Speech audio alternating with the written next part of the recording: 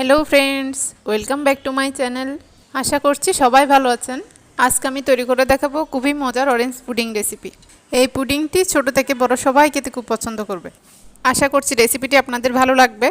যদি ভালো লেগে থাকে আমার চ্যানেলটা অবশ্যই সাবস্ক্রাইব করবেন। তাহলে চলুন যাই এবার প্রস্তুত প্রণালীতে। প্রথমে আমি একটি পাত্র নিয়ে নিয়েছি, তারপর এর মধ্যে 2 কাপ পরিমাণ ফ্রেশ অরেঞ্জ জুস দিয়ে দিচ্ছি। তারপর এর মধ্যে আমি 2 টেবিল চামচ চিনি দিয়েছি, আপনারা আপনাদের স্বাদ মতো দিবেন। আর 1 টেবিল চামচ দিয়ে দিচ্ছি কর্নফ্লাওয়ার, দিয়ে খুব ভালো করে একটু নেড়ে নিচ্ছি যাতে খুব ভালোভাবে মিশে যায়। এখন আমি চুলাটা ধরিয়ে দিব, দিয়ে আস্তে আস্তে করে নাড়তে থাকবো।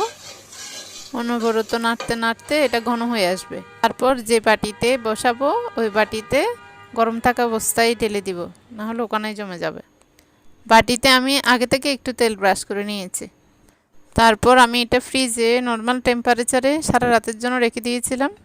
পরদিন সকালে আমার পুডিংটা সুন্দর জমে গিয়েছে। দেখেন, পুডিংটা দেখতে যতটা সুন্দর, খেতেও ততটাই সুস্বাদু। আশা করছি আজকের রেসিপিটাও আপনাদের ভালো লেগেছে। ভালো লাগলে এরকম আরও নতুন রেসিপি পেতে আমার চ্যানেলটা অবশ্যই সাবস্ক্রাইব করবেন।